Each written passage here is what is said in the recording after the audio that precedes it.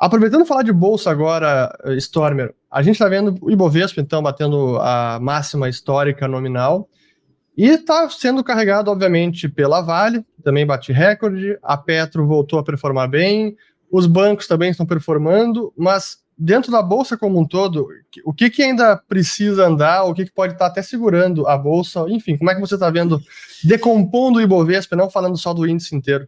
Tá, decompondo o Ibovespa, tá? Até alguns meses atrás, na verdade, 1 mês e meio, 2 meses atrás, nós tínhamos o nosso setor de bancos, especialmente bancos tradicionais, Itaú, Bradesco e Banco do Brasil, muito travados. Eles estavam realmente muito paralisados numa faixa de preços.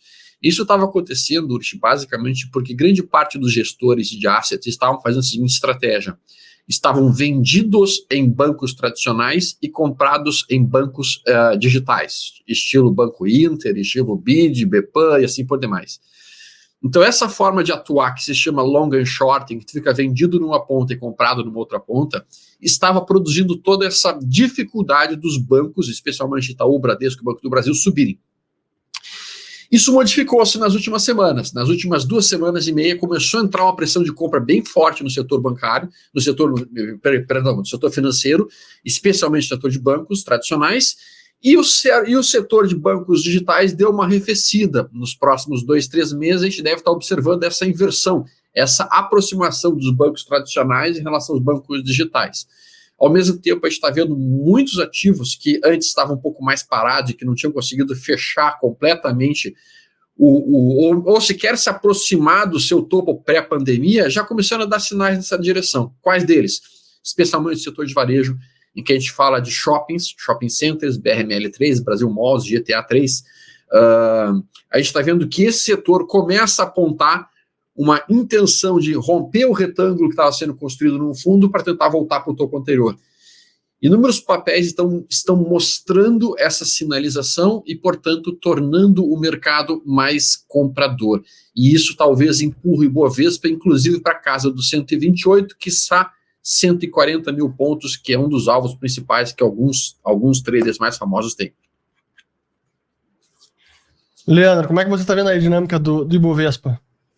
Eu vejo que o problema do Ibovespa é que ele é muito preso aí a certos papéis como Petrobras, como Eletrobras, mesmo o setor de bancos, que tem esse efeito que o Stormer acabou de mencionar. Então, como há uma concentração em papéis que não estão performando tão bem, isso acaba até tirando um pouco, né, a alta aqui está sendo mais forte como um todo, né? Se a gente olhar para outros papéis e outros setores, a gente está vendo uma presença mais forte de compradores.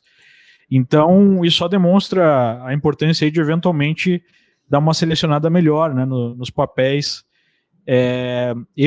Eu tenho a política há muito tempo já, né, de não investir em empresas que tenham ou controle do Estado ou que sejam fortemente afetadas por regulamentação, né. Então eu não invisto nesses papéis. Aqui é uma opinião pessoal, né, não é nenhum tipo de recomendação ou análise, porque via de regra a gente tem surpresas negativas, né, de tempos em tempos. É difícil ter uma surpresa positiva. Até nesse sentido, né, é difícil porque a gente tem muitos setores que sofrem uma intervenção ou uma regulação forte do Estado, especialmente no Brasil, né? E aqui tem uma pergunta do Felipe Ribeiro, ó, sobre o setor das elétricas. Ó. A seca e a alta da energia é um novo componente de pressão de inflação. As ações de energia já estão caindo, precificando. Enxergam estas quedas como exageradas ou reprecificação adequada? E aí, Stormer? Eu vejo que, na verdade, algumas empresas do setor elétrico estão evoluindo muito bem, estão, inclusive, em movimentos mais importantes de alta, mas é bem velho, como, por exemplo, TRPL4, como, por exemplo, a própria TAE 11, hoje está dando uma recuadinha em relação ao seu topo anterior, mas o fato é que esses papéis subiram muito e ainda estão dentro de correções de uma tendência de alta normal. A ELET6 ela vinha muito pressionada na compra devido à possibilidade de privatização e ela continua sendo fortemente acumulada pela leitura que está sendo feita, tá? Então existe uma expectativa muito grande no cenário de privatização da ELET6. A CEMIG também vem, rompendo seu topo histórico. Não dá para dizer que a CEMIG está caindo, pelo contrário, ela rompeu na semana passada seu topo histórico, está em tendência de alta ainda, está fazendo uma pequena correçãozinha hoje, praticamente microscópica, né? Também num dia com feriado lá fora, tudo perde liquidez e tudo fica um pouco mais, digamos assim, tonto, né? Podemos dizer. Mas o fato é que o setor em si, tá? Especialmente as gigantes do setor, seguem numa tendência de alta e seguem se valorizando. Eu acho que elas, de fato, ainda não estão levando muito em consideração ainda o cenário da seca e nem tampouco levando muito em consideração o cenário de elevação dos preços.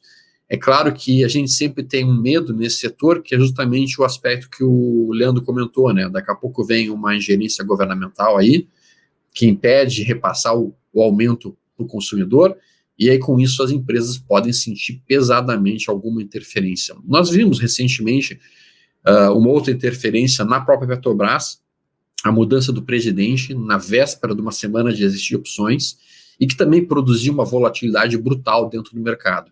O ponto é que se a gente adotar a política do Leandro de não investir em nenhuma empresa que tenha possível influência do governo ou mesmo seja uma estatal, nós cortamos mais de 85% das empresas listadas em bolsa aqui no país. E ficamos com talvez 5 ou 6 que sejam um pouquinho mais isoladas do risco governamental. E aí é complicado, né? É por isso que eu passei a operar mais nos Estados Unidos.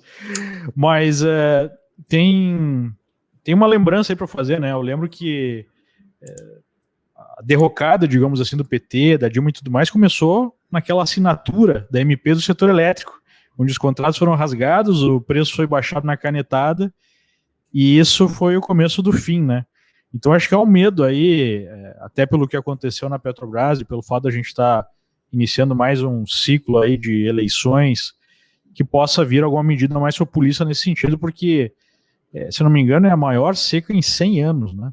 Sim. E se não chover logo, vai ter problema. E isso é uma coisa que pode, inclusive, por incrível que pareça, impedir o crescimento econômico, né? Porque na hora que a gente está voltando a crescer, se falta energia elétrica, como é que a gente vai crescer? Né? Pode abortar essa expectativa positiva, o que seria o caos, né? Tipo, seria muita sacanagem, né? A gente passa por uma pandemia, um evento que é um evento a cada 100 anos desse tipo. Aí, quando a gente começa a recuperação, viria... Mais um evento a cada 100 anos. Mais um evento a cada 100 anos? Porra! 2 meteoros ao mesmo tempo. A gente começa a duvidar daquela frase que Deus é brasileiro, né? Acompanhe o Almoço Grátis todas as segundas-feiras ao meio-dia e quer complementar o seu conhecimento com mais conteúdo de qualidade sobre o mercado? Lá na área de conteúdos exclusivos da Liberta, você tem acesso a cursos gratuitos sobre o mercado, trades, ciclos de mercado, calculadoras de investimento, comparativos de carteira, playlists, podcasts e muito mais conteúdo de qualidade para investidores. E o melhor, se você já for cliente da Liberta, pode acessar nossa área exclusiva com relatórios mensais dos melhores ativos feitos pelos melhores casos de análise, relação de novos produtos financeiros lançados no mercado, calendário de investidor, entre outros recursos que vão ser muito, muito úteis para você.